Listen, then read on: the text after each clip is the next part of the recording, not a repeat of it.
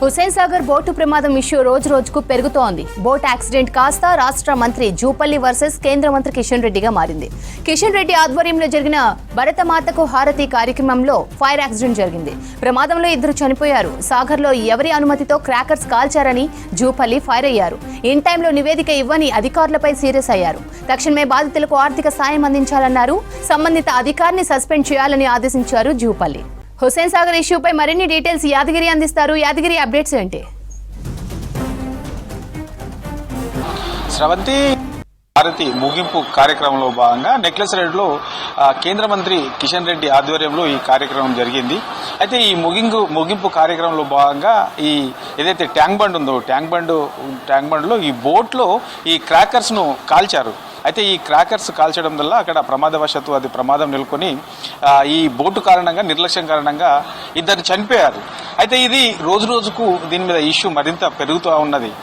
అయితే ఈ విషయంలో అసలు వాస్తవానికి ఈ ట్యాంక్ బండ్లో ఉన్నటువంటి ఈ బోట్లో ఈ క్రాకర్స్ కాల్చడానికి అనుమతి ఎవరిచ్చారు, ఎవరు అనుమతి తీసుకున్నారు, సో ఇక్కడ కాల్చాలని చెప్పేసి ఎవరు చెప్పారు, అక్కడ ఉన్నటువంటి ఈ అధికారులు ఎవరున్నారు, సో ఏ అధికారి దీనికి సంబంధించినటువంటి అనుమతులు ఇచ్చారా, ఇస్తే ఎప్పుడు ఎవరికి చెప్పించారు, ఒకవేళ ఇవ్వకపోతే ఎందుకు ఎవరు అనుమతి లేకుండా లోపలికి ఈ క్రాకర్స్ను తీసుకెళ్లారు. ఇట్లా ఈ కోణంలో మంత్రి జూపల్లి అధికారులను అడిగారు. తర్వాత దాని మీద సీరియస్ కూడా అయ్యారు. సో ఇంత జరుగుతున్నా అధికారులు ఎందుకు ఇంత నిర్లక్ష్యం వహిస్తున్నారు, వాస్తవానికి అక్కడ ఏం జరిగింది, ఎవరి తప్పిదాలు ఉన్నాయి, అక్కడ ఉన్నటువంటి అధికారులు ఎవరు అనే దాని మీద పూర్తి స్థాయిలో ఎందుకు నివేదిక ఇవ్వలేకపోతున్నారు, ఆ నివేదిక ఇవ్వడంలో ఎందుకంత నిర్లక్ష్యం వహిస్తున్నారని చెప్పేసి అధికారులపైన మంత్రి జూపల్లి సీరియస్ అయ్యారు. దీని మీద వీలైన తొందరలో పూర్తి స్థాయిలో అక్కడ ఏం జరిగిందనే దాని మీద నివేదిక ఇవ్వాలని కూడా ఆయన అధికారులకు సూచించారు. ఇక ఆ టైంలో 26న ఏదైతే ఈ బోటుకు సంబంధించి అక్కడ క్రాకర్స్ కాల్చారో ఆ టైంలో అక్కడ ఉన్నటువంటి ఇన్ఛార్జి అధికారి ఎవరు,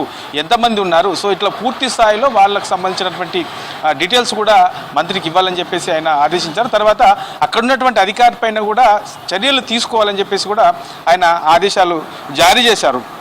వాస్తవానికి ఈ బోటుకు సంబంధించినటువంటి అంశాలలో అక్కడ ఎవరైతే చనిపోయారో ఈ చనిపోయిన కుటుంబాలకు ప్రభుత్వం నుంచి ఆర్థిక సాయం కూడా అందించాలని చెప్పేసి ఆయన అధికారులకు సూచించారు. ఓవరాల్గా ఏదైతే ఈ ముగింపు కార్యక్రమం జరిగిందో దీంట్లో వాస్తవానికి అక్కడ లోపలికి తీసుకెళ్లడానికి పర్మిషన్ ఉందా లేదా అనే దాని మీద కూడా పూర్తి స్థాయిలో అధికారులు దాని మీద ఒక నివేదిక ఇవ్వాలని చెప్పేసి నిన్న ఆయన ఆదేశాలు జారీ చేశారు. ఇప్పటి వరకు కూడా దాదాపు 4 నుంచి 5 రోజులు అవుతుంది. ఈ 4-5 రోజులలో కూడా అధికారులు దీని మీద పూర్తి స్థాయిలో నివేదిక ఇవ్వకపోవడానికి గల కారణాలేంటి, ఏ అధికారికి సంబంధించి ఇందులో నిర్లక్ష్యము ఉన్నది అనే దాని మీద ఆ కోణంలో మంత్రి జూపల్లి ఆరాధిస్తున్నారు. అధికారులకు కూడా నిన్న ఆదేశాలు కూడా జారీ చేశారు. వీలైన తొందరలో దీని మీద పూర్తి స్థాయిలో అక్కడ ఏం జరిగింది, సో ఈ ముగింపు కార్యక్రమానికి సంబంధించినటువంటి అంశంలో ఆ క్రాకర్స్ కాల్చినప్పుడు ఏదైతే ఈ కేంద్ర మంత్రితో పాటు మరికొంతమంది పెద్దలు కూడా అక్కడ ఆ కార్యక్రమంలో ఉన్నారని చెప్పేసి చర్చ కూడా జరుగుతూ ఉన్నది. కాబట్టి అక్కడ ఎవరెవరు ఉన్నారు, ఏ టైంలో ఈ క్రాకర్స్ కాల్చారు, ఈ సాయంత్రం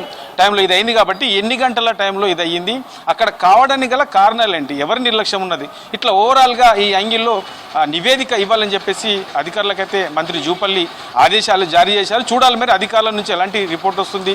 తర్వాత ఈ భరతమాతకు హారతి కార్యక్రమానికి సంబంధించినటువంటి ఆ ఫౌండేషన్కి సంబంధించిన వాళ్ళు ఏం చెప్పబోతున్నారు, ప్రభుత్వానికి ఎలాంటి నివేదిక ఇస్తారు, ఆ తర్వాత ప్రభుత్వం దీని మీద ఎలాంటి నిర్ణయం తీసుకుంటుందనేది చూడాల్సిన అవసరం అయితే ఉంది.